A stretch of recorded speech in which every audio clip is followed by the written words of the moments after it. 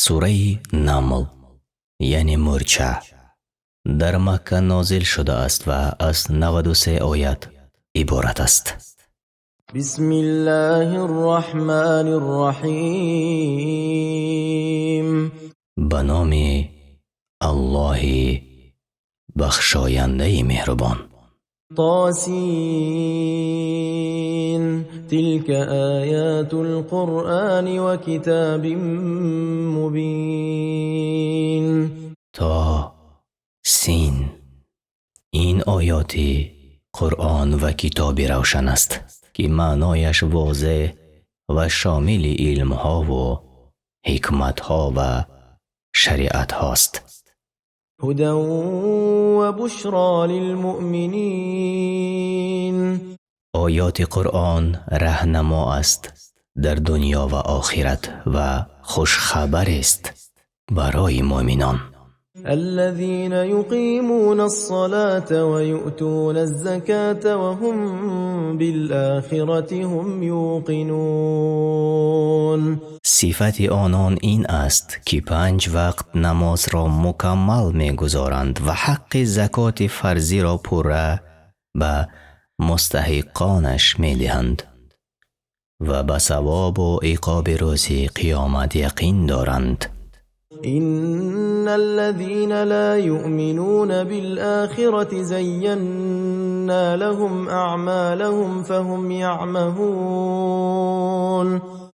بیگمان کسانی که به آخرت ایمان نمی آورند عملهای بد آنها را در نظرشان بیاراستیم، پس آنها در این دنیا سرگردان و حیران می شوند و گمان دارند که در عمل نیکوکاری می کنند. أولئك الذين لهم سوء العذاب وهم في الآخرة هم الأخسرون. آنها همان کسانی هستند که برایشان در دنیا عذاب بد است و آنها در آخرت زیانکارترینند. وَإِنَّكَ لَتُلَقَّى الْقُرْآنَ مِنْ لَدُنْ حَكِيمٍ عَلِيمٍ.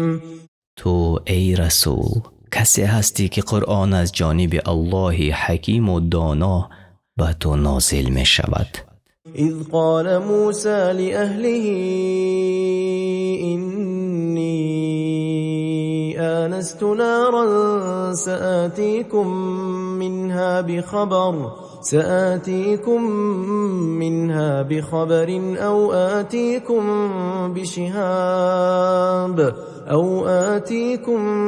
بشهاب قبس لعلكم تصطلون. به یاد آر قصه موسی را هنگامی که از مدین به مصر سفر می کرد. به خانواده خود گفت بیستید، من از دور آتش دیدم و زودی که از آن برایتان خبر از راه، یعنی موسی با خانوادهش در شب راه را گم کردند، بیاورم یا پاره آتش شاید گرم شوید.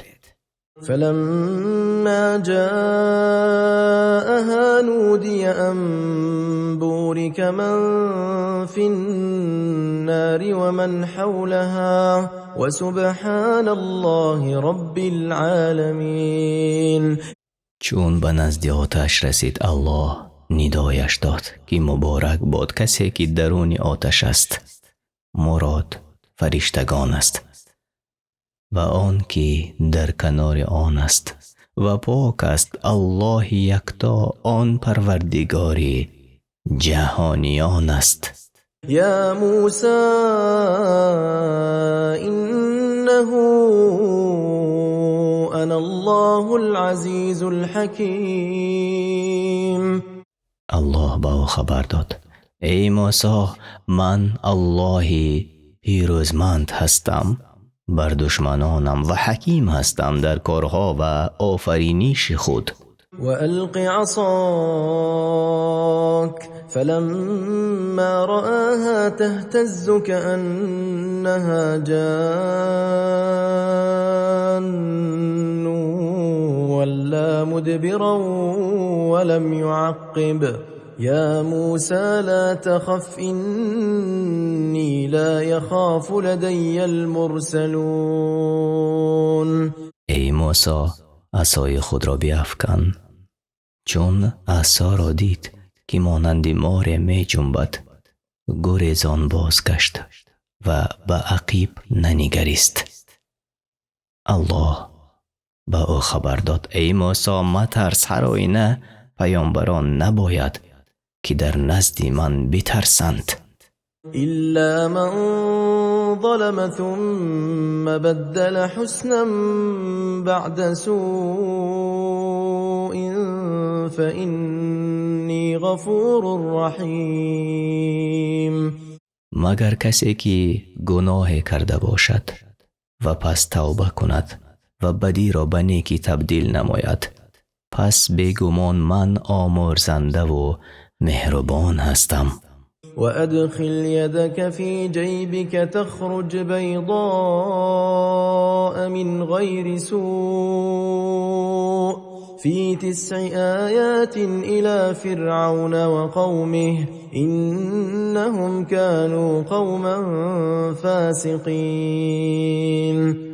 و دست خود را به گریبان خود درآر تا سفید شده به هیچ عیب بیرون آید، با 9 معجزه، یعنی عصا، دست، قحطی، آفت میوه ها، طوفان، ملخ، شبوشک، قورباغه و خون. نزد فرعون و قومش برو که آنها مردم فاسقند. فلما جاءتهم آياتنا مبصرة قالوا هذا سحر مبين. چون نشانه های روشنی ما را دیدند که بر حق دلالت میکرد، گفتند این جادوی آشکارا است. وجحدوا بها واستيقنتها أنفسهم ظلما وعلوا فانظر كيف كان عاقبة المفسدين. و آن معجزات الهی را از روی ستمگری و سرکشی انکار کردند و حال آن که دلهایشان به یقین داشت که اینها معجزات الهی هستند. پس بینگر ای رسول که آخری کار فسادکاران چگونه بود، یعنی الله آنها را نابود کرد و در دریا غرقشان کرد. ولقد آتينا داود وسليمان علما وقال الحمد لله الذي فضلنا على كثير من عباده المؤمنين. ما به داوود و سلیمان دانش بزرگ دادیم.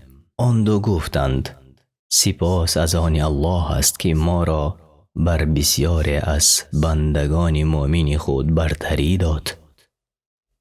یعنی در این آیت دلیل است بر بزرگی علم و منزله اهل علم. وورث سليمان داود وقال يا أيها الناس علمنا منطق الطير وأوتينا من كل شيء إن هذا لهو الفضل المبين. و سلیمان وارث داوود شد، یعنی در پیامبری علم و ملک. و سلیمان گفت ای مردم، به ما زبان پرندگان آموختند و از هر نعمت ارزانی داشتند. بیگمان این فضل آشکار است که از دیگران ما را برتری دادند. وحشر لسليمان جنوده من الجن والإنس والطير فهم يوزعون. لشکرهای سلیمان از جن و آدمی و پرندگان گرد آورده شدند. آنگاه نگاه داشته شدند تا همه آنها به یکدیگر بپیوندند. حتى إذا أتوا على واد النمل قالت نملة يا أيها النمل ادخلوا مساكنكم لا يحطمنكم سليمان وجنوده وهم لا يشعرون. پس حرکت کردند تا به وادی مرچگان رسیدند. مرچه گفت ای مرچگان، بلانه های خود درآید تا سلیمان و لشکریانش شما را پایمال نکنند، در حالی که نمیفهمند. فتبسم ضاحكا من قولها وقال رب أوزعني أن أشكر نعمتك التي أنعمت علي وعلى والدي وأن أعمل صالحا ترضاه وأدخلني برحمتك في عبادك الصالحين. سلیمان از سخنی آن مرچه به تبسم کرد و گفت ای پروردگار من، مرا توفیق ده تا شکر نعمت تو را که بر من و پدر و مادر من ارزانی داشته ای به جای آورم و توفیق عطا فرما تا کارهای شایسته کنم که تو خوشنود شوی و مرا به رحمت خود در شمار بندگان شایسته درآر. وتفقد الطير فقال ما لي لا أرى الهدهد أم كان من الغائبين. و سلیمان میان پرندگان جستجو کرد و گفت چرا هدهد را نمی بینم؟ یا او از غایبان است؟ پس یقین دانست که او غایب است. گفت لأعذبنه عذابا شديدا أو لأذبحنه أو ليأتيني بسلطان مبين. حتما هدهد را به سخت‌ترین طرز عذابش میکنم یا سرش را میبرم مگر آن که برای من دلیل روشنی بیاورد. فمكث غير بعيد فقال أحطت بما لم تحط به وجئتك من سبأ بنبأ يقين. دیری نگذشته بود که هدهد بیامد و گفت به چیز دست یافتم که تو دست نیافته بودی و از سرزمینی سبع، یعنی یکی از مضافات های دیرینی من، برایت خبری درست آوردم. إني وجدت امرأة تملكهم وأوتيت من كل شيء ولها عرش عظيم. زنی را یافتم که بر آنها پادشاهی می کند و از هر نعمت برخوردار است و تختی بزرگ دارد. وجدتها وقومها يسجدون للشمس من دون الله وزين لهم الشيطان أعمالهم فصدهم عن السبيل فهم لا يهتدون. دیدم که خود و مردمش به جای الله یکتا آفتاب را سجده می کنند و شیطان اعمالشان را در نظرشان بیاراسته است و از راه الله گمراهشان کرده است، چنان که رای هدایت نخواهند دید. ألا يسجدوا لله الذي يخرج الخبأ في السماوات والأرض ويعلم ما تخفون وما تعلنون. شیطان این کار و راه و روش باطل را که در آن قرار داشتند برایشان آراسته بود تا سجده نکنند برای الله که چیزی پوشیده را در آسمان ها و زمین بیرون می آورد، از باران و نباتات و آنچه مخفی است آشکار می کند و هرچی را پنهان می دارد یا آشکار می سازد می داند. الله لا إله إلا هو رب العرش العظيم. الله که جز او معبودی بر حق نیست، پروردگار عرش عظیم است. قال سننظر أصدقت أم كنت من الكاذبين. گفت یعنی سلیمان برای هدهد اکنون بینگریم که راست گفته ای یا در شمار دروغگویانی. اذهب بكتابي هذا فألقه إليهم ثم تول عنهم فانظر ماذا يرجعون. این نامه مرا ببر و بر اهل سبا بیفکن، سپس یکسو شو و بینگر که چه جواب میدهند. قالت يا أيها الملأ إني ألقي إلي كتاب كريم. ملکه سبا گفت ای بزرگان، نامه گرامی به سوی من افکنده شد. إنه من سليمان وإنه بسم الله الرحمن الرحيم. همان آن نامه از سلیمان است و سرآغاز آن چنین است: به نام الله بخشاینده مهربان. ألا تعلوا علي وأتوني مسلمين. بر من تکبر نکنید در آن چیزهایی که شما را به آن دعوت می نمایم و تسلیم شده نزد من بیایید. قالت يا أيها الملأ أفتوني في أمري ما كنت قاطعة أمرا حتى تشهدون. ملکه گفت ای بزرگان، در کار من رأی بدهید که من هیچگاه بی رأی و مشورت شما کار نکرده ام. قالوا نحن أولو قوة وأولو بأس شديد والأمر إليك فانظري ماذا تأمرين. گفتند ما قدرتمندان و صاحبان نبرد سخت هستیم. کارها به دست توست. بینگر که چی فرمان میدهی و ما همیشه فرمان بردار تو هستیم. قالت إن الملوك إذا دخلوا قرية أفسدوها وجعلوا أعزة أهلها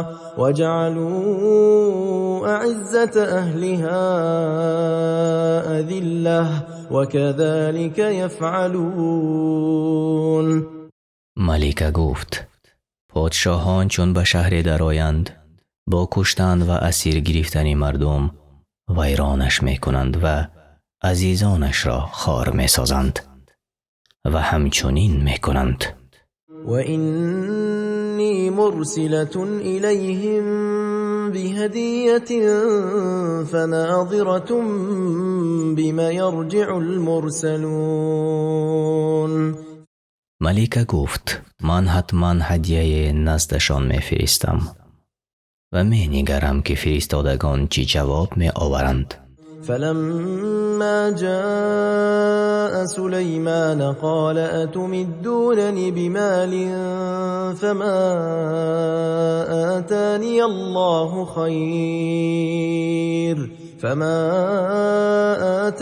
الله خير مما آتاكم بل أنتم بهدیتكم تفرحون. چون فرستاده ملکه نزد سلیمان آمد، سلیمان گفت آیا می خواهید به مال مرا یاری کنید؟ آنچه الله به من داده بهتر است از آنچه به شما داده است، بلکه این شما هستید که به هدیه‌تان شادمان می شوید، اما من به آن دلخوش نمی شوم و به مال دنیا نیاز ندارم. ارجع إليهم فلنأتينهم بجنود لا قبل لهم بها ولنخرجنهم منها أذلة وهم صاغرون. سلیمان به فرستاده ملکه می گوید اکنون همراهی هدیه‌ات به نزدشان باز کرد.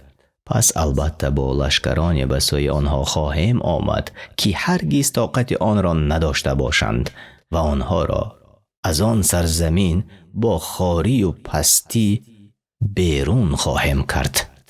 قال يا أيها الملأ أيكم يأتيني بعرشها قبل أن يأتوني مسلمين.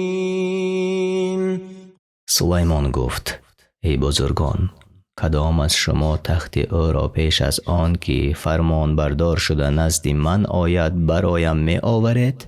قال عفريت من الجن أنا آتيك به قبل أن تقوم من مقامك وإني عليه لقوي أمين.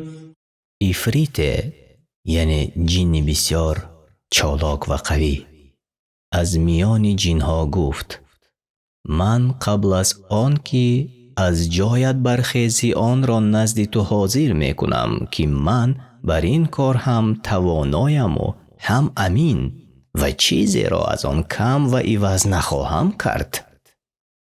قال الذي عنده علم من الكتاب أنا آتيك به قبل أن يرتد إليك طرفك فلما رآه مستقرا عنده قال هذا من فضل ربي ليبلوني أأشكر أم أكفر ومن شكر فإنما يشكر لنفسه ومن كفر فإن ربي غني كريم.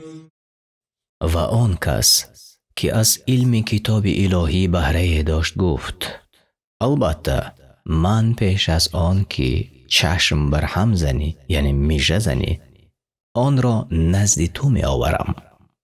پس سلیمان به او رخصت داد. او دعا کرد و تخت ملکه آورده شد. چون آن را نزد خود دید گفت این بخشش پروردگار من است تا مرا بیازماید که سپاسگزارم یا ناسپاسی میکنم. پس هر کی سپاس گوید برای خود گفته است و هر کی ناشکری کند هر آینه پروردگار من بی نیاز و کریم است. قال نكروا لها عرشها ننظر أتهتدي أم تكون من الذين لا يهتدون. گفت تختش را برای امتحان دیگرگون کند ببینیم آن را میشناسد یا از آنهاست که باز نتوانند شناخت. فلما جاءت قيل أهكذا عرشك قالت كأنه هو وأوتينا العلم من قبلها وكنا مسلمين. چون ملکه سبا آمد برایش گفتند آیا تخت تو چنین بود؟ گفت گویا این همان است و ما پیش از این آگاه شده بودیم به قدرت الله و حق بودن پیامبری سلیمان علیه السلام و مسلمان و فرمان بردار هستیم. وصدها ما كانت تعبد من دون الله إنها كانت من قوم كافرين. و آنچه به جای الله یکتا می پرستید یعنی آفتاب پرستی او را از راه اسلام باز داشته بود زیرا او یعنی ملکه حقیقتاً در زمره کافران بود. قيل لها ادخل الصرح فلما رأته حسبته لجة وكشفت عن ساقيها قال إنه صرح ممرد من قوارير قالت رب إني ظلمت نفسي وأسلمت مع سليمان لله رب العالمین. گفتند یعنی به بلقیس یعنی نامی ملکه سبا به صحن قصر درآی. چون آن را بدید پنداشت که حوضی پر از آب است. دامن از ساقهایش برگرفت. سلیمان گفت این صحنه است صاف از شیشه، پس حاجت به دامن برزدن نیست. ملکه گفت ای پروردگار من، هر آینه من با شریک آوردن به خویشتن ستم کردم و اینک با سلیمان در برابر پروردگار جهانیان تسلیم شدم. ولقد أرسلنا إلى ثمود أخاهم صالحا أن اعبدوا الله فإذا هم فریقان يختصمون. و به قوم ثمود برادرشان صالح را فرستادیم که الله یکتا را بپرستید و با الله شریک میارید. هنگامی که صالح آنها را به یکتا پرستی دعوت کرد، ناگهان دو گروه شدند، بعض مؤمن شدند و بعض کافر شدند و با یکدیگر به خصومت برخاستند. قال يا قوم لم تستعجلون بالسيئة قبل الحسنة لولا تستغفرون الله لعلكم ترحمون. صالح و گروه کافران گفت ای قوم من، چرا پیش از نیکی بر بدی می شتابید و به جای رحمت عذاب الهی را می طلبید؟ چرا از الله آمرزش نمی خواهید تا شاید مورد رحمت قرار گیرید؟ قالوا اطيرنا بك وبمن معك قال طائركم عند الله بل أنتم قوم تفتنون. به صالح گفتند ما تو را و یارانت را به فال بد گرفته ایم. صالح به آنها گفت آنچه از نیک و بد به شما می رسد آن بر شما تقدیر کرده شده است و فال بد شما نزد الله است، بلکه شما گروهی هستید که مورد آزمایش قرار می گیرید. وكان في المدينة 9 رهط يفسدون في الأرض ولا يصلحون. در شهر هیجر یعنی شهر صالح علیه السلام که در شمال غربی جزیره عرب واقع بود، 9 مردی ناصالح بودند که در آن سرزمین فساد می کردند و اصلاح نمی کردند. قالوا تقاسموا بالله لنبيتنه وأهله ثم لنقولن لوليه ما شهدنا مهلك أهله وإنا لصادقون. گفتند با الله سوگند خورید که حتما بر او یعنی صالح و خانواده‌اش شب خون میزنیم و آنها را میکشیم و چون کسی بر طلب خونش برخیزد بگویم ما به هنگام هلاکت و نابودی خانواده‌اش حاضر نبودیم و از آنها خبر نداریم و بیگمان ما راست گفتاریم. ومكروا مكرا ومكرنا مكرا وهم لا يشعرون. و آنها برای قتل صالح و پیروانش حیله و نیرنگ بکار بردند و ما نیز حیله و تدبیر برای هلاک آنها و نجات صالح و پیروانش اندیشیدیم در حالی که آنها نمیدانستند. فانظر كيف كان عاقبة مكرهم أنا دمرناهم وقومهم أجمعين. بینگر ای رسول که عاقبت مکرشان چی شد؟ هر آینه ما آنها و قومشان را به تمامی هلاک کردیم. فتلك بيوتهم خاوية بما ظلموا إن في ذلك لآية لقوم يعلمون. آن خانه های آنهاست که به جزای ظلم یعنی شرکی که میکردند خالی از ساکنانش مانده است. هر آینه در این قصه مذکور عبرت است برای گروهی که میدانند. وأنجينا الذين آمنوا وكانوا يتقون. آنهایی را که ایمان آورده بودند و پرهیزگار بودند نجات دادیم. ولوطا إذ قال لقومه أتأتون الفاحشة وأنتم تبصرون. و لوط را به یاد آر آنگاه که به قوم خود گفت کارهای زشت یعنی لواطه میکنید در حالی که خود سرانجام و زشتی آن را میبینید. أئنكم لتأتون الرجال شهوة من دون النساء بل أنتم قوم تجهلون. آیا شما از روی شهوت به جای زنان به سراغ مردان می روید بلکه شما مردم نادان هستید. فما كان جواب قومه إلا أن قالوا أخرجوا آل لوط من قريتكم إنهم أناس يتطهرون. جواب قوم او این بود که به یکدیگر مسخره آمیزانه گفتند خاندان لوط را از شهر خود بیرون کنید که آنها مردمان پاک دامن و پاکیزه جو هستند. فأنجيناه وأهله إلا امرأته قدرناها من الغابرين. پس او و خانوادهش را نجات دادیم مگر زنش که مقدر کردیم او از بازماندگان در آن شهر باشد. وأمطرنا عليهم مطرا فساء مطر المنذرين.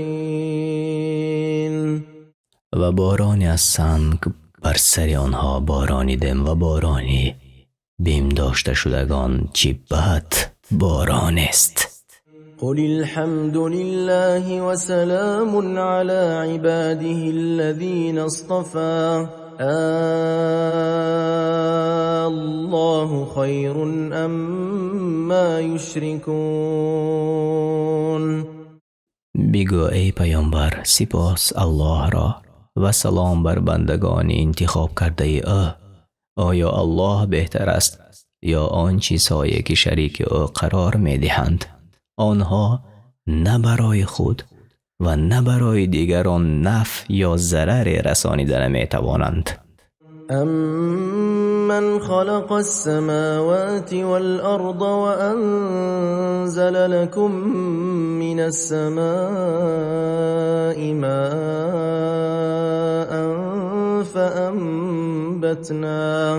فأنبتنا به حدائق ذات بهجة ما كان لكم أن تنبتوا شجرها أإله مع الله بل هم قوم يعدلون. آیا این معبودان باطلی شما بهترند یا کسی که آسمان ها و زمین را آفرید و از آسمان برایتان آب فرستاد و با آن آب باغ‌های خرم و زیبا رایانیدم که شما هرگز توان رایانیدن درختان آن را نداشتید؟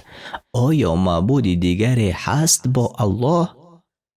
نه، بلکه آنها مردمی هستند از حق کج می روند و بت‌ها را با الله شریک می آورند. أَمَّنْ جَعَلَ الْأَرْضَ قَرَارًا وَجَعَلَ خِلَالَهَا أَنْهَارًا وَجَعَلَ لَهَا رَوَاسِيَ وَجَعَلَ بَيْنَ الْبَحْرَيْنِ حَاجِزًا أَإِلَٰهٌ مَّعَ اللَّهِ بل أكثرهم لا يعلمون. آیا این بت‌ها بهترند یا کسی که زمین را آرامگاه ساخت و در میان آن دریاها پدید آورد و برای زمین کوه‌ها را ثابت و استوار ساخت و میان دو بحر مانعه قرار داد؟ آیا معبودی دیگری هست با الله؟ نه، بلکه اکثر آنها نمی‌دانند. أَمَّن يُجِيبُ الْمُضْطَرَّ إِذَا دَعَاهُ وَيَكْشِفُ السُّوءَ وَيَجْعَلُكُمْ خُلَفَاءَ الْأَرْضِ أَإِلَٰهٌ مَّعَ اللَّهِ قَلِيلًا مَّا تَذَكَّرُونَ. آیا این بت‌ها بهترند یا کسی که دعای درمانده را چون بخواندش اجابت میکند و رنج از او دور میکند و شما را در زمین جانشین پیشینیان میسازد؟ آیا معبودی دیگری هست با الله؟ چی اندک پند میگیرید؟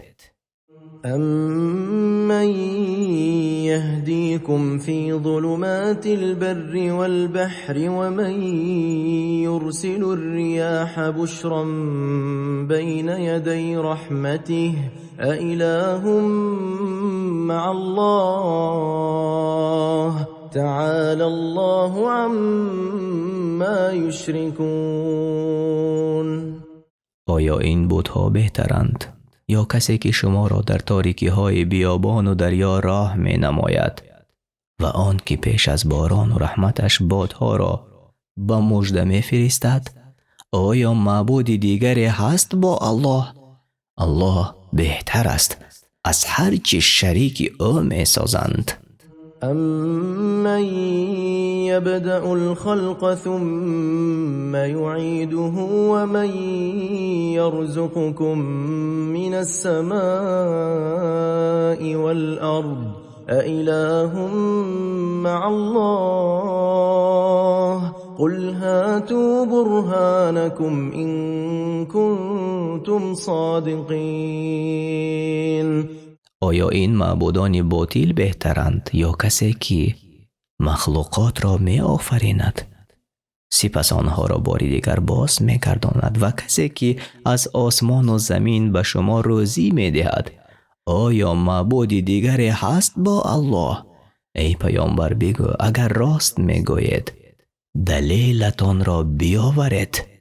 قل لا يعلم من في السماوات والأرض الغيب إلا الله وما يشعرون أيان يبعثون.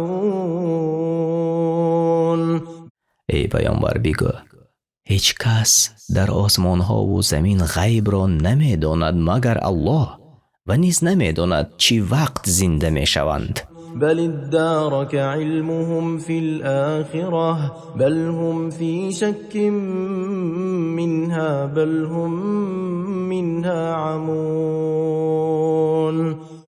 بلکه علم مشرکان در آخرت تکامل می یابد و حال و احوال قیامت را در آخرت به چشم سر می بینند، اما کمال علمشان در آخرت هیچ سود به حالشان ندارد، بلکه آنها در دنیا از وجود آخرت در شک قرار دارند، بلکه آنها در مورد آن کردیلند و چیزی از دلیل های آخرت را درک نمی کنند. وقال الذين كفروا أإذا كنا ترابا وآباؤنا أإنا لمخرجون. کافران گفتند آیا هنگامی که ما و پدرانمان خاک شدیم آیا باز زنده می شویم و از گورها بیرون آورده می شویم؟ لقد وعدنا هذا نحن وآباؤنا من قبل إن هذا إلا أساطير الأولين. به درستی به ما و پدرانمان هم پیش از این چنین وعده، یعنی وعده به وقوع قیامت داده بودند اگر این امر راست بود می آمد. اینها چیز جز افسانه های پیشینیان نیست. قل سیروا فی الارض فانظروا کیف کان عاقبة المجرمین. ای پیامبر، برای آنها بگو در زمین سیر کنید و بینگرید که پایانی کار گناهگاران چگونه بوده است و الله نیز به شما چنین کند اگر از کفرتان باز نگردید. ولا تحزن عليهم ولا تكن في ضيق مما يمكرون. و بر ایمان نآوردن آنها اندوهگین مباش و از حیله که می اندیشیدند دلتنگ مشو. ويقولون متى هذا الوعد إن كنتم صادقين. و ای پیامبر، مشرکان قومت به تو می گویند اگر راست می گوید آن وعده قیامت چه وقت خواهد بود؟ قل عسى أن يكون ردف لكم بعض الذي تستعجلون. ای پیامبر بگو شاید بعضی از آنچه را که به شتاب می طلبید به شما نزدیک شده باشد. وَإِنَّ رَبَّكَ لَذُو فَضْلٍ عَلَى النَّاسِ وَلَكِنَّ أَكْثَرَهُمْ لَا يَشْكُرُونَ. و بیگمان پروردگاری تو فضل خود را بر مردم ارزانی می دارد و بر معصیت کردنشان آنها را زود به عذاب گرفتار نمی کند، ولی اکثر آنها شکر نمی گذارند. وَإِنَّ رَبَّكَ لَيَعْلَمُ مَا تُكِنُّ صُدُورُهُمْ وَمَا يُعْلِنُونَ. و هر آینه پروردگاری تو می داند که چی چیز را در دل نهان کردند و چی چیز را آشکار می سازند. وَمَا مِنْ غَائِبَةٍ فِي السَّمَاءِ وَالْأَرْضِ إِلَّا فِي كِتَابٍ مُبِينٍ. و هیچ پنهان در آسمان و زمین نیست مگر آن که در کتاب روشن لوح محفوظ نوشته شده است. إن هذا القرآن يقص على بني إسرائيل أكثر الذي هم فيه يختلفون. هر آینه این قرآن بسیاری از چیزهای را که بنی اسرائیل در آن اختلاف دارند برایشان حکایت می کند. وَإِنَّهُ لَهُدًى وَرَحْمَةٌ لِلْمُؤْمِنِينَ. و براستی قرآن برای مؤمنان هدایت و رحمت است. إن ربك يقضي بينهم بحكمه وهو العزيز العليم. البته پروردگاری تو در قیامت به حکم خود میانشان داوری می کند که او پیروزمند است. حکم او را بازگردانیده نمی شود و داناست که حق را از باطل جدا می کند. فتوکل علی الله انک علی الحق المبین. پس ای پیامبر به الله توکل کن که بیشک تو بر دین راستی روشن هستی.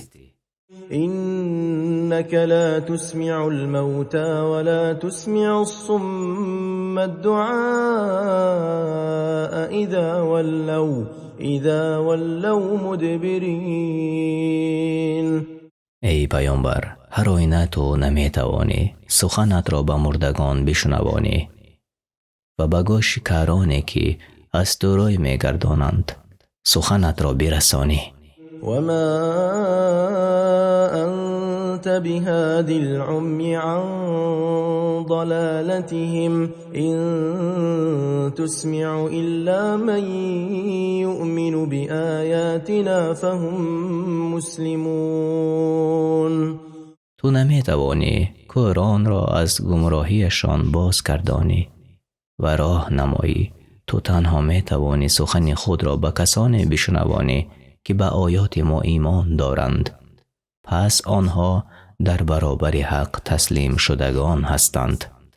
وَإِذَا وَقَعَ الْقَوْلُ عَلَيْهِمْ أَخْرَجْنَا لَهُمْ دَابَّةً مِّنَ الْأَرْضِ تُكَلِّمُهُمْ أَنَّ النَّاسَ كَانُوا بِآيَاتِنَا لَا يُوقِنُونَ. و هنگامی که سرکشی مردم زیاد گردید، فرمانی عذاب بر آنها واقع شود و حادثه های قیامت نزدیک شود، برایشان جنبنده از زمین بیرون می آوریم که با آنان سخن بگوید که آن مردم هر آینه به آیات ما یقین نمی آوردند. و یوم نحشر من كل أمة فوجا ممن يكذب بآياتنا فهم يوزعون. روزی که از هر ملت گروه را از آنان که آیات ما را دروغ می برآوردند گرد می آوریم و آنان را تا رسیدن دیگران نگاه داشته می شود. بعد از آن برای حساب برده می شوند. حتی اذا جاءوا قال اكذبتم بآياتي ولم تحيطوا بها علما ام ماذا كنتم تعملون.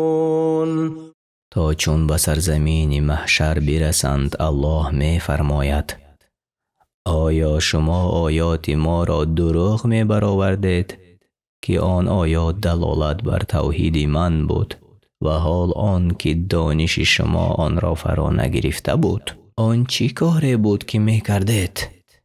و وقع القول علیهم بما ظلموا فهم لا ينطقون. به خاطر ستمی که کرده اند حکم عذاب بر آنها واقع می شود، پس آنها هیچ سخنی نمی گویند چون که دلیل و حجت ندارند. ألم يروا أنا جعلنا الليل ليسكنوا فيه والنهار مبصرا إن في ذلك لآيات لقوم يؤمنون. آیا نمی بینند که شب را پدید آوردیم تا در آن بیارامند و روز را روشنی بخشیدیم تا برای کسب معاش بیرون آیند؟ البته در این امور برای مؤمنان نشانه های روشن است. و یوم ينفخ في الصور ففزع من في السماوات ومن في الأرض إلا من شاء الله وكل أتوه داخرين. بیاد آر ای پیامبر، روزی که در صور دمیده شود و همه کسانی که در آسمان ها و زمین هستند مگر آن که الله بخواهد از حول صور بترسند و همه خوار و ذلیل به پیشگاه او تعالی بیایند. و ترى الجبال تحسبها جامدة وهي تمر مر السحاب صنع الله الذي أتقن كل شيء إنه خبير بما تفعلون. و کوه‌ها را ببینی و آنها را بر جای ایستاده پنداری حال آن که آنها به صورت ابر می روند. این کار الله است که هر چیزی را محکم و استوار ساخته است. البته او به هر چی می کنید از نیک و بد آگاه است. من جاء بالحسنة فله خير منها وهم من فزع يومئذ آمنون. هر کس که کار نیکو کند، یعنی چون ایمان به الله و اخلاص در طاعت، بهتر از آن را مکافات گیرد که رضا و خوشنودی پروردگار است. و نیکوکاران از وحشت آن روز که قیامت فرا می رسد و از ترس و خوف مردم را فرا می گیرد در امان باشند و غم و اندوه و نگرانی ها از آنها دور باشد. ومن جاء بالسيئة فكبت وجوههم في النار هل تجزون إلا ما كنتم تعملون.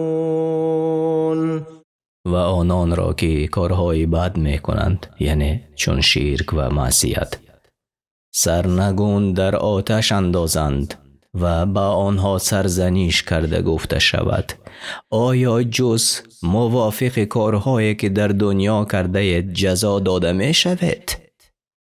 انما امرت ان اعبد رب هذه البلدة الذي حرمها وله كل شيء وامرت ان اكون من المسلمين. ای پیامبر بگو هر آینه به من فرمان شده است که تنها پروردگار این شهر مکه را بپرستم، شهری را که الله که همه چیز از آن اوست حرمتش نهاده و آن را حرم امن و امان ساخته است و در آن کشتن انسان یا ظلم به کسی و یا ذبح حیوان یا کندن گیاه و درخت آن حرام حکم گردیده است و امر شدم که از مسلمانان باشم. وأن أتلو القرآن فمن اهتدى فإنما يهتدي لنفسه ومن ضل فقل إنما أنا من المنذرين. و به من فرموده شد که این قرآن را تلاوت کنم، پس هر کی هدایت یافت به نفع خود هدایت یافته است و هر کی گمراه شد بگو هر آینه من از بیم دهندگان هستم. وقل الحمد لله سيريكم آياته فتعرفونها وما ربك بغافل عما تعملون. و بگو ای پیامبر برای مشرکان قومت سپاه الله راست، آیات خود را در وجود شما و در آسمان و زمین به شما خواهد نمود تا آنها را بشناسید و پروردگار تو از هر کاری که میکنید بخبر نیست. از قرآن کریم و ترجمه معنای آن در روش تفسیری میسر به زبان تاجیکی. این ترجمه معنای پره و کامل قرآن را نمیدهد، این تنها ترجمه معنا است و هر جای اگر مؤلف کتاب و یا ما به خطا راه داده باشیم الله ما را ببخشد. آمین.